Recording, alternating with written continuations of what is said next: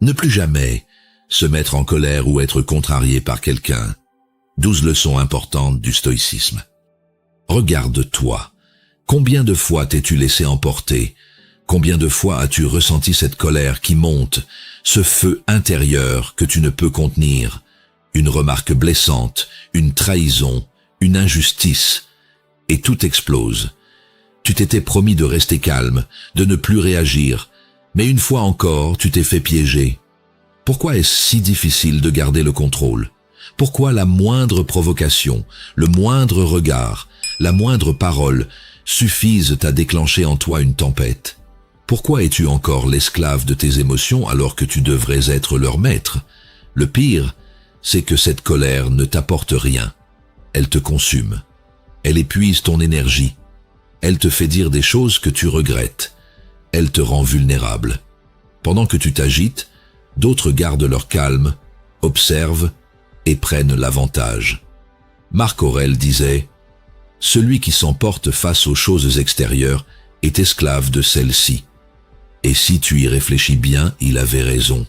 Tant que tu es gouverné par tes réactions, tu restes manipulable, prévisible, faible. Mais imagine un instant, imagine que plus rien ne puisse t'atteindre. Imagine qu'aucune critique, aucune attaque, aucune déception ne puisse déclencher la moindre colère en toi. Imagine être inébranlable. C'est possible. Et dans cette vidéo, je vais te montrer comment. Tu découvriras les 12 leçons stoïciennes qui vont te permettre de ne plus jamais être affecté par qui que ce soit. Tu apprendras à neutraliser ta colère avant qu'elle ne prenne le contrôle. Tu comprendras comment certains hommes sont capables de rester calmes en toutes circonstances et comment toi aussi tu peux devenir cet homme. Mais attention, ces principes ne sont pas pour ceux qui cherchent des excuses. Ils demandent du courage, du travail et surtout de l'honnêteté envers toi-même. Si tu es prêt à changer, alors reste jusqu'à la fin, parce que ce que tu vas entendre peut transformer ta façon de vivre ou te laisser exactement là où tu es aujourd'hui. Et maintenant, je te pose une question. Veux-tu encore être la victime de tes émotions ou veux-tu enfin en prendre le contrôle? Si tu es prêt à franchir ce cap, like cette vidéo maintenant. C'est un engagement envers toi-même. Abonne-toi et active la cloche, car les prochaines vidéos te donneront encore plus d'armes pour devenir inarrêtable. Et surtout, partage cette vidéo à quelqu'un qui en a besoin. Commençons par la première leçon. Accepte cette vérité, le monde ne te doit rien. Tu crois peut-être que la vie doit être juste, que si tu fais le bien, on te le rendra, que les autres devraient agir avec respect et reconnaissance envers toi. Mais voici la vérité, le monde ne fonctionne pas comme ça. Tant que tu nourris cette illusion, tu seras en colère contre ce qui échappe à ton contrôle. Les stoïciens l'avaient compris. Sénèque disait « Un homme sage ne s'étonne de rien ». Pourquoi? Parce qu'il sait que l'univers suit son propre cours, indépendamment de ses désirs. Attendre quelque chose du monde, c'est s'exposer à la frustration. Regarde ta propre vie. Combien de fois as-tu été déçu parce que tu attendais quelque chose des autres? Leur gratitude, leur loyauté, leur respect. Et combien de fois cette attente t'a plongé dans la colère ou l'incompréhension? Tu dois comprendre que ce n'est pas le monde qui te blesse, mais ton attachement à des attentes irréalistes. Si tu acceptes que rien ne t'est dû, plus rien ne pourra réellement te frustrer. L'homme qui ne s'attend à rien ne peut être surpris, ni offensé. Il avance avec calme et maîtrise, car il sait qu'il ne contrôle que ses propres actions. Refuser d'accepter cette vérité, c'est s'exposer à un combat permanent, contre une réalité qui ne changera jamais. Plutôt, tu comprendras que personne ne viendra t'accorder un traitement spécial, plutôt tu pourras recentrer ton énergie sur ce que tu contrôles réellement. Mais attention, accepter cette vérité ne signifie pas tout subir sans réagir. Cela signifie simplement ne plus gaspiller ton énergie à attendre que le monde se plie à tes désirs.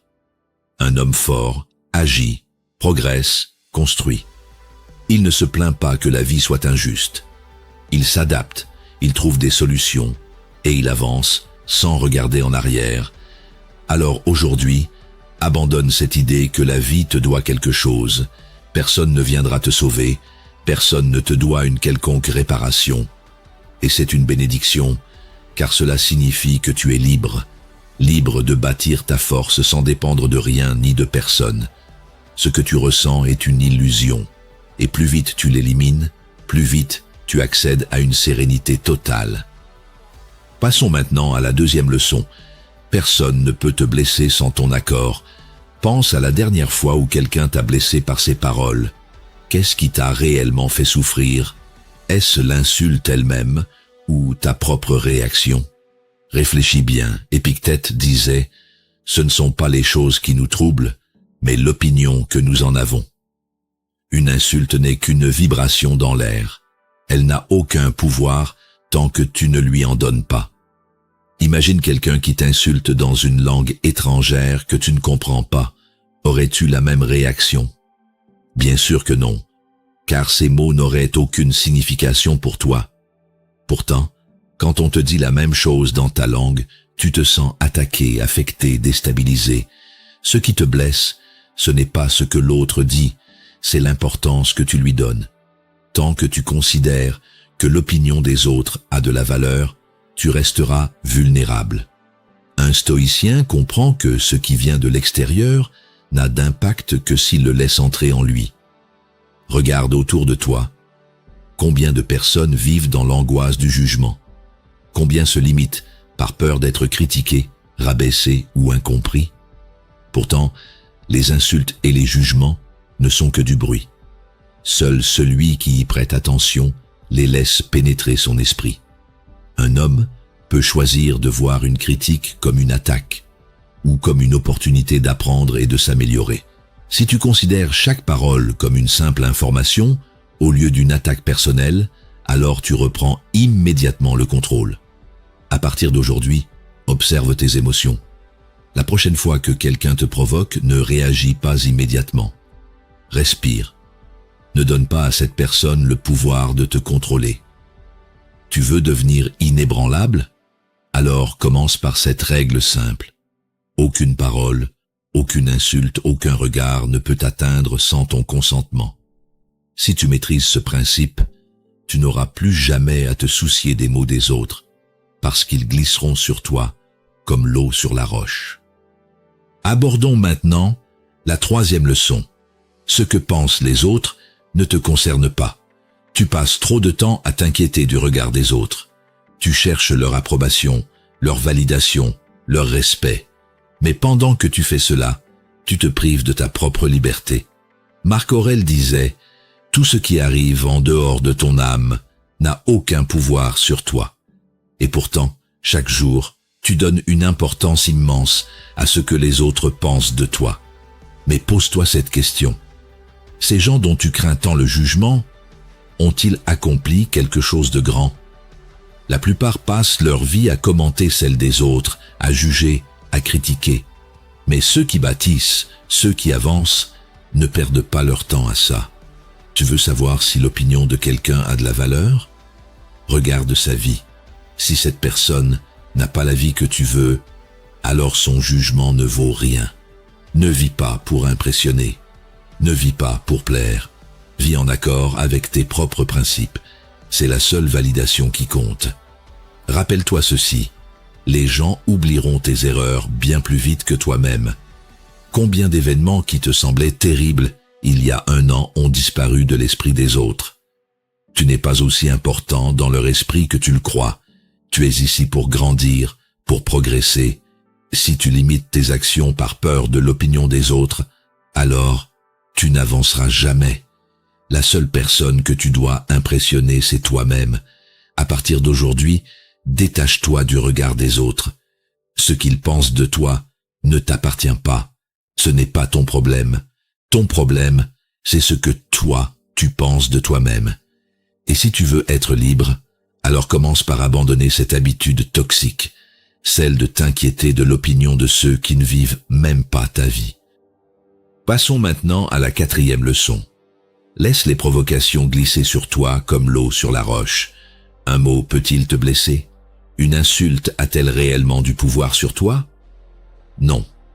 Ce ne sont que des sons dans l'air, des vibrations sans substance. Pourtant, combien de fois t'es-tu senti humilié, déstabilisé par les paroles d'autrui? Les stoïciens avaient un principe simple. Ce qui ne dépend pas de moi ne peut m'affecter. Si quelqu'un te critique, ce n'est que son opinion. Si tu la prends personnellement, c'est toi qui lui donnes de l'importance. Regarde un rocher dans une rivière. L'eau le frappe, l'entoure, mais ne le pénètre jamais. Elle glisse sur lui sans laisser de traces. C'est ainsi que tu dois être face aux provocations. Si quelqu'un t'insulte, ne réagis pas immédiatement. Observe, analyse, respire. Plus tu résistes à répondre par l'émotion, plus tu deviens fort. Celui qui reste calme face aux attaques désarme son adversaire.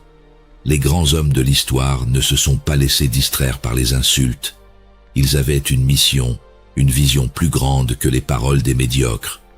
Pourquoi réagirais-tu aux bruits insignifiants de ceux qui ne construisent rien? Marc Aurèle disait « Il faut que l'âme reste impassible face aux troubles extérieurs ». Cela signifie que tu as le choix. Soit tu absorbes la négativité des autres, soit tu la laisses passer à travers toi comme un vent que rien n'arrête. Regarde autour de toi. Les personnes qui explosent à la moindre provocation sont-elles respectées? Non. Elles sont manipulables, faibles et vulnérables. Celui qui ne réagit pas, en revanche, impose sa force. Il devient insaisissable. Chaque provocation est une opportunité d'entraînement. Si aujourd'hui, tu ressens encore la piqûre des paroles des autres, alors c'est que tu as encore du travail. Mais chaque jour où tu gardes ton calme, tu deviens un peu plus indestructible. Ne sois plus celui qui se laisse déstabiliser. Sois celui qui avance, imperturbable, pendant que les autres s'agitent dans l'insignifiance. Abordons maintenant la 5e leçon. Éloigne-toi du feu plutôt que d'essayer de l'éteindre. Tu crois peut-être que tu dois répondre, défendre ton honneur, prouver que tu as raison. Mais réfléchis un instant, est-ce vraiment nécessaire? Sénèque disait « Ne perds pas ton temps à expliquer.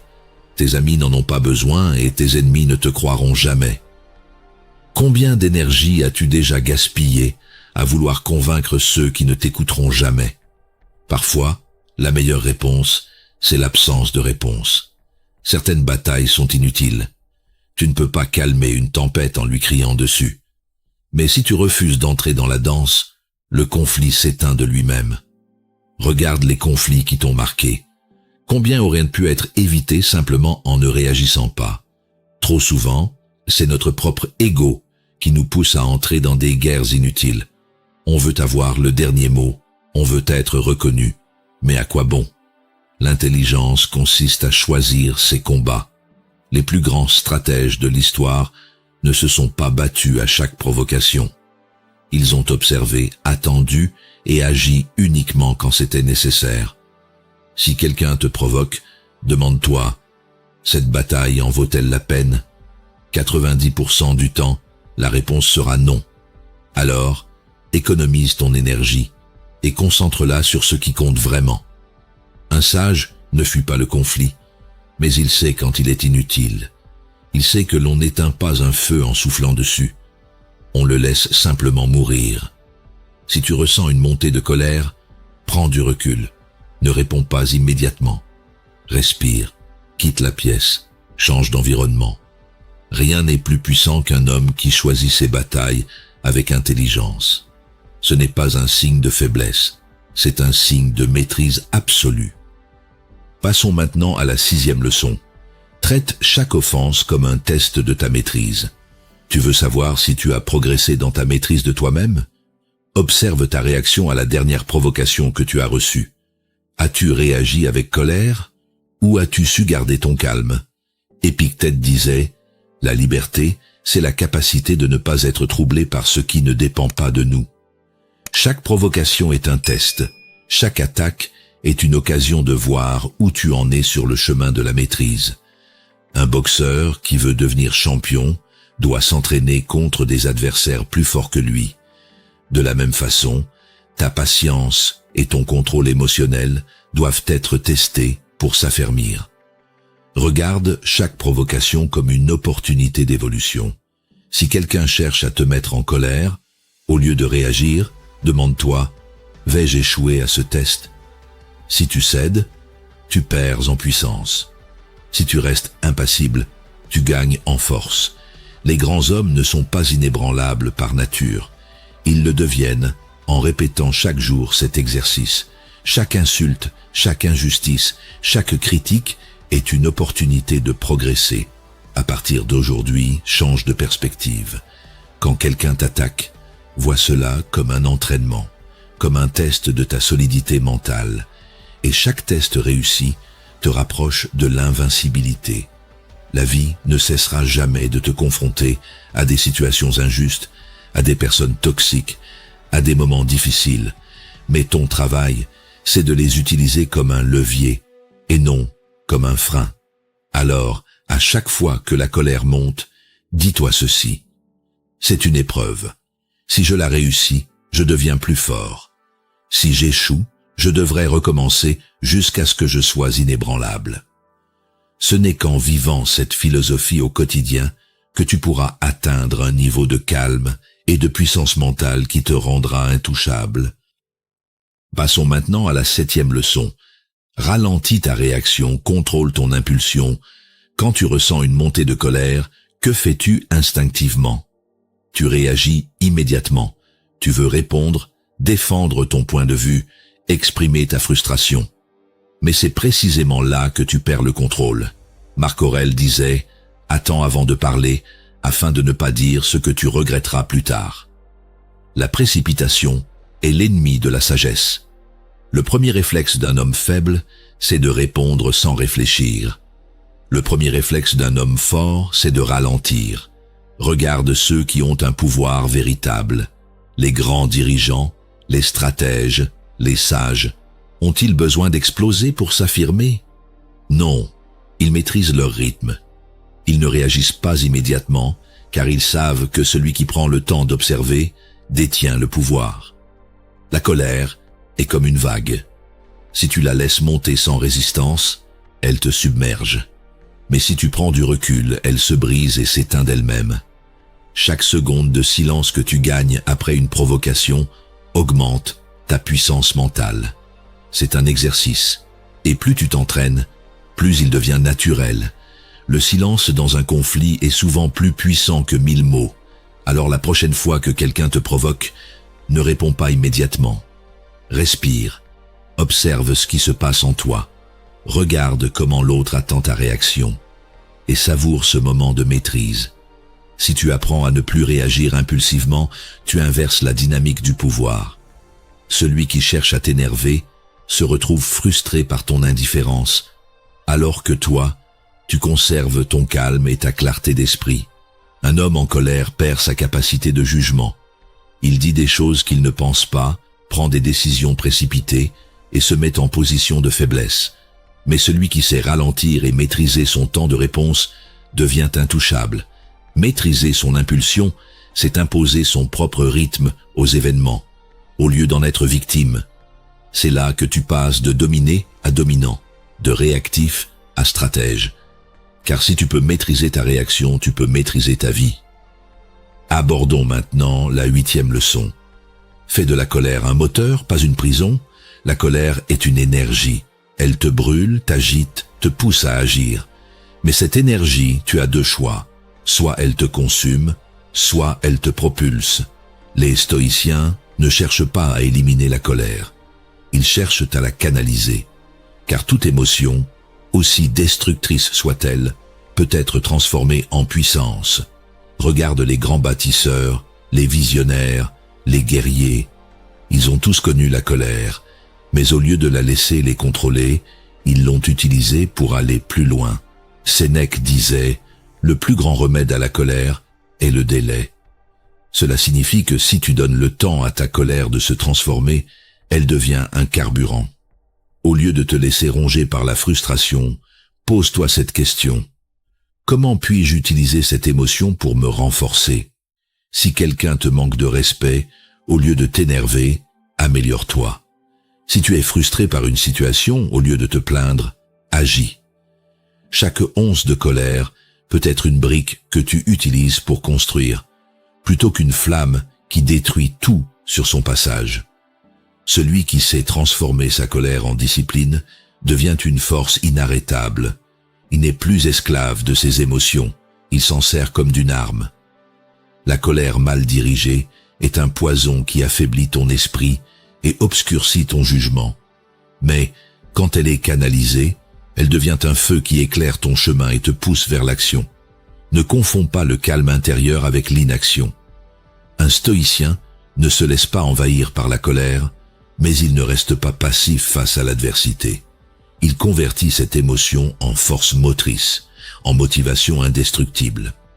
À partir d'aujourd'hui, pose-toi cette question chaque fois que la colère monte. Comment puis-je faire de cette énergie un levier pour avancer? Ne laisse plus ta colère être une prison. Fais-en une source d'énergie. Canalise-la, oriente-la, transforme-la en action. Passons maintenant à la 9e leçon. Élimine la rancune. Elle est une prison invisible. Tu crois peut-être que garder de la rancune te protège, que ne pas oublier une offense t'empêche d'être blessé à nouveau, mais en réalité, la rancune ne punit pas l'autre. Elle ne punit que toi. Épictète disait « Celui qui te met en colère te domine ». Si tu restes attaché à une injustice passée, tu restes enchaîné à celui qui t'a blessé. La rancune est une illusion. Elle te fait croire que tu as du pouvoir sur une situation passée. Mais ce qui est fait est fait. Tu ne peux pas réécrire l'histoire. Regarde, ceux qui nourrissent leur colère pendant des années, sont-ils plus heureux? Sont-ils plus libres? Non. Ils restent coincés dans un cercle de douleur qu'ils entretiennent eux-mêmes. Le pardon, en stoïcisme, n'est pas une faveur que tu fais aux autres. C'est un cadeau que tu te fais à toi-même. Non pas pour oublier, mais pour ne plus être esclave du passé. Si tu veux être libre, cesse d'entretenir ces flammes qui te brûlent de l'intérieur. Laisse partir ce qui ne sert plus ton évolution. Regarde vers l'avenir, pas vers hier. Chaque jour où tu gardes une rancune, c'est un jour où tu donnes encore du pouvoir à ce qui t'a blessé. Reprends le contrôle. Libère-toi. Garder une rancune, c'est boire du poison en espérant que l'autre en souffre. Mais l'autre continue sa vie, pendant que toi, tu t'intoxiques à petit feu. Le détachement ne signifie pas que tu oublies. Il signifie que tu refuses de porter un poids inutile. Ce que tu laisses derrière toi ne peut plus te tirer vers le bas. La plus grande preuve de force n'est pas d'entretenir la haine, c'est d'être tellement au-dessus d'elle qu'elle ne t'atteint même plus. Ceux qui s'accrochent à la colère restent bloqués dans le passé. Ceux qui s'en libèrent ouvrent la porte à une paix intérieure inébranlable. Passons maintenant à la 10e leçon. L'indifférence stratégique, l'arme des sages. Regarde le monde autour de toi. Tout le monde veut ton attention. Les médias, les réseaux sociaux, les gens toxiques, les provocateurs. Tous veulent une réaction de ta part. Mais celui qui répond à tout perd son pouvoir. Les stoïciens avaient compris un principe fondamental. Tu n'es pas obligé de réagir. Tu n'as pas à répondre à chaque attaque, à chaque critique, à chaque injustice. Tu as le choix d'ignorer. Épictète disait, quand quelqu'un te critique, réfléchis si c'est vrai. Si ça l'est, alors corrige-toi. Si ce n'est pas le cas, alors ignore. Ce qui signifie que seul ce qui dépend de toi mérite ton attention. Beaucoup passent leur vie à se défendre, à prouver, à débattre sans fin. Mais le sage, lui, choisit ses batailles. Il sait que son énergie est précieuse et il refuse de la gaspiller dans des querelles futiles. L'indifférence n'est pas de la faiblesse, c'est une stratégie. C'est une manière de garder le contrôle. Si tu cesses d'accorder de l'importance à ce qui n'en mérite pas, tu deviens libre. Celui qui maîtrise l'indifférence stratégique devient insaisissable. On ne peut plus le blesser car il ne joue plus le jeu. Il ne se laisse pas happer par le bruit du monde. Regarde les grands hommes de l'histoire. Ils ont été critiqués, attaqués, insultés. Mais ont-ils perdu leur temps à répondre? Non. Ils ont continué d'avancer, Si aujourd'hui tu te laisses encore troubler par ce que disent ou pensent les autres, alors tu n'as pas encore atteint ta pleine puissance mentale. Mais à partir du moment où tu décides que rien de futile ne mérite ta réaction, alors tu deviens invincible. L'indifférence stratégique n'est pas un détachement total du monde. C'est un tri sélectif. C'est savoir où mettre son énergie et où ne rien donner du tout. Ne perds plus ton temps à combattre des ombres. Ce qui t'affecte, c'est ce à quoi tu donnes du pouvoir. Alors reprends ce pouvoir et distribue-le avec intelligence. Passons maintenant à la 11e leçon. Deviens un mur, pas une éponge. Quand les autres déversent leur colère, leur frustration, leur jalousie, comment réagis-tu? Absorbes-tu cette négativité comme une éponge? Ou laisses-tu tout cela s'écraser contre toi comme un mur? Le monde projette sa toxicité. Chaque jour, on te teste, on te provoque, on cherche à te faire douter. Mais ce qui te touche ne dépend pas des autres. C'est toi qui choisis d'absorber ou de repousser. Marc Aurèle disait « Ne sois pas comme une marionnette agitée par les fils des autres. Ce que cela signifie, c'est que tu n'as pas à te laisser envahir par l'énergie négative qui t'entoure. Regarde les gens fragiles, ils se laissent contaminer. Une insulte les touche, une critique les ronge, un regard de travers les déstabilise. Ils sont réactifs, toujours en train de subir l'influence extérieure. Mais les sages sont différents. Ils ne sont pas insensibles, mais ils sont inaccessibles à la pollution mentale. Ils écoutent, mais ne se laissent pas pénétrer. Ils restent debout, inébranlables. Être un mur, c'est être imperméable à la négativité. Ce n'est pas ignorer le monde, mais ne laisser entrer que ce qui est utile et constructif. Si quelqu'un cherche à te provoquer, imagine que ces mots sont des vagues venant s'écraser sur un rocher. Tu n'as pas besoin de bouger, de répondre ou d'expliquer. Tu es là, stable, solide.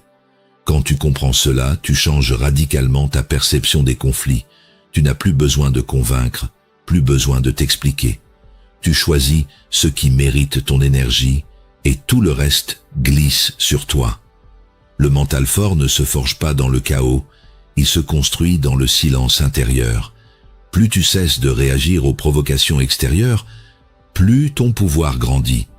Celui qui atteint ce niveau de maîtrise devient une anomalie dans ce monde de réactivité excessive. Il surprend, il intrigue, car il refuse de danser au rythme imposé par les autres. C'est lui qui impose son propre tempo, sa propre vision, son propre chemin.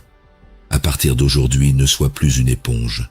Sois un mur, un roc sur lequel les tempêtes viennent mourir. Passons maintenant à la 12e et ultime leçon.